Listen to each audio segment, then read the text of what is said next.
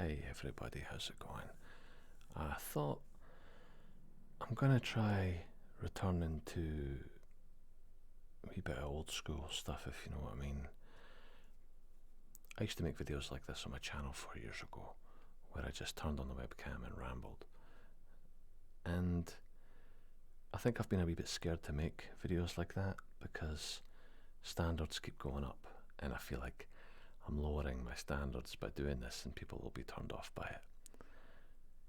But I think I'm wrong, and I'm hoping you're going to prove me wrong.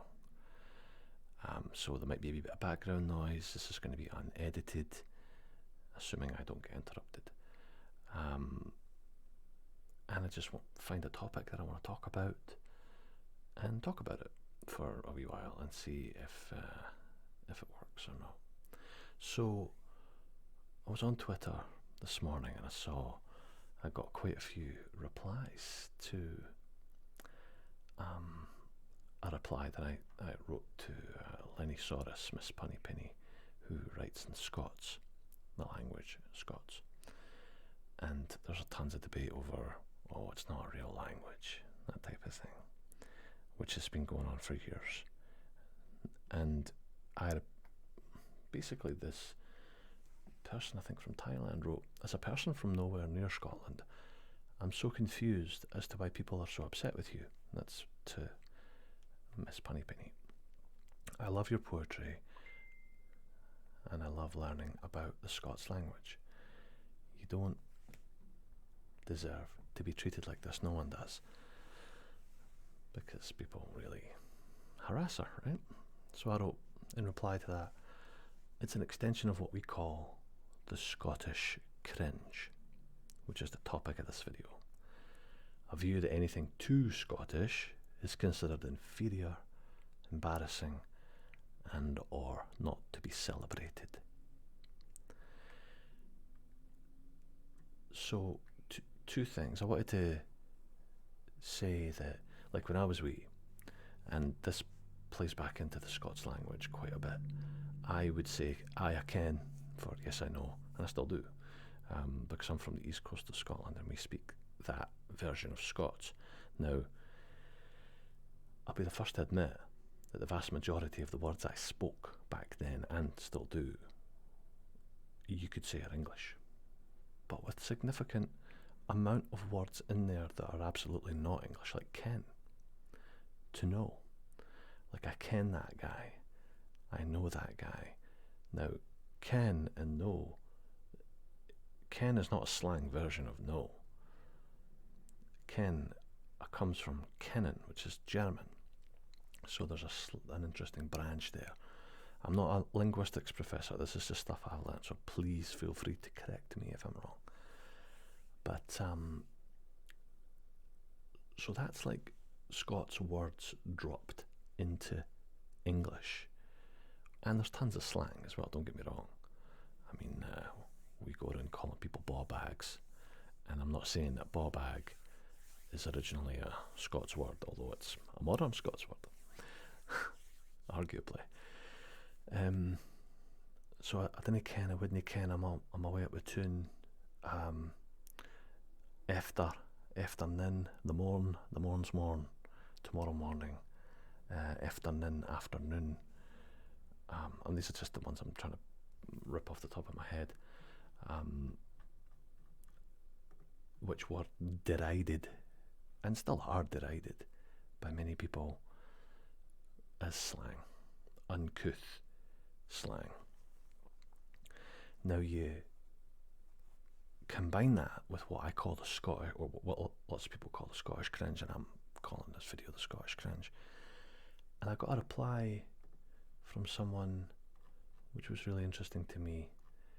Likewise in Aotearoa, New Zealand, we also call it tall poppy syndrome here as well. Now, as you may or may not know, I am also a Kiwi. I'm a New Zealand citizen, I lived there for 12 years.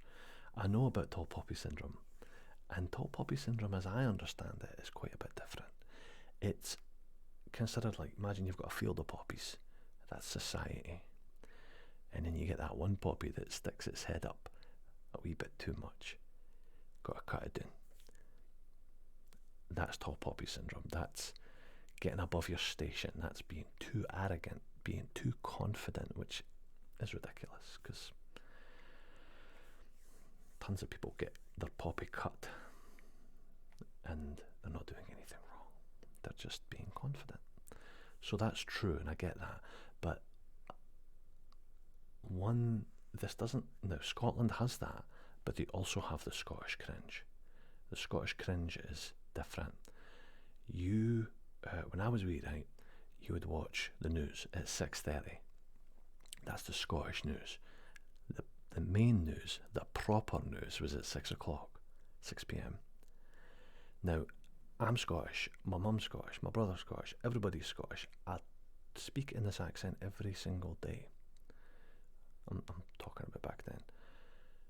And the news would come on at 6 p.m. and I would hear a posh English, BBC, RP, received pronunciation, whatever you would call it, accent. And it didn't sound foreign to me, like it should, because I'm surrounded by the Scottish accent.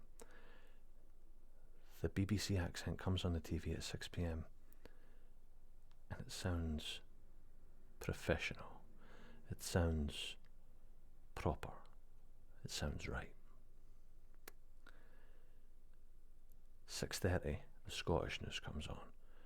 And you've just listened to half an hour of this accent, that British, RP, English, proper accent. And now it's your turn. And that's when often the cringe would come in.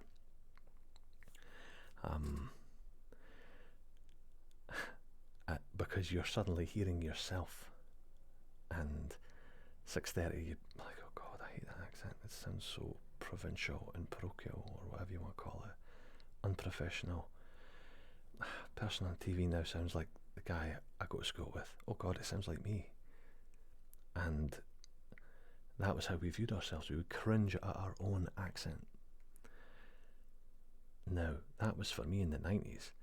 And it's terrifying to read that right now. It's still happening in 2021, for the love of Christ. We've still got a cringe. Now, that's not tall poppy syndrome. That's just embarrassment over your own identity and your own sense of self. This is where I find in Scotland the determination for many people to become independent is not about being better than others. It couldn't be further from the truth.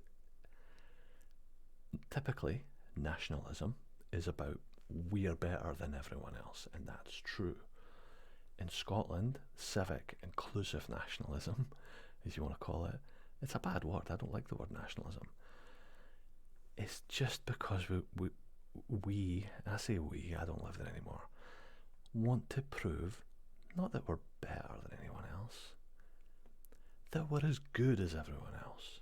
Because there's things like the Scottish cringe have pressed people in Scotland down, especially my generation, maybe my socio-economic, demographic, whatever. And judging from what I'm reading, it still very much exists. I don't know if it's worse, or if it's better, or if it's the same. I don't know. My father, I'm just reading some tweets from other replies. My father calls it Anglification. It wasn't the only thing that happened, but the intention was really to make all British people the exact same, when we're not.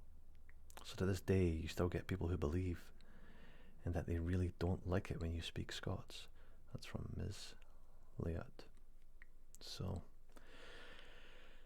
this is all public, so I'm assuming it's fine to use in this video, right? And I'm not linking or outing anyone here. And she also writes, a second, Muzz, over generations, Scottish children were corrected out of speaking Scots, that's what happened to me, and into speaking English. We were told that we could never be successful in life if we spoke in Scots and English. English was the way forward. Scots was also denigrated as being slang and uncouth. Yeah, I already mentioned that. So that I never saw in New Zealand. And even though things like tall poppy syndrome exists in New Zealand, and I think in Australia and I've seen a little bit of the cringe around here where I live in Canada, but I think that's mostly to do with Nova Scotia being a little bit more of maybe a rural, off the beaten track type place, and people are maybe not quite as confident and as sure of themselves, but it's nowhere near as bad as Scotland though. So that's the Scottish cringe, and it's a real thing. And there was once upon a time, and actually I still see it sometimes when I've gone home, where, and I know you will be shocked at this, but a lot, especially young lads in their late teens, early 20s, they don't want to wear the kilt. It's embarrassing because it looks like a skirt. You know? Now that's mental because the kilts are amazing. You know how I feel about the kilt. But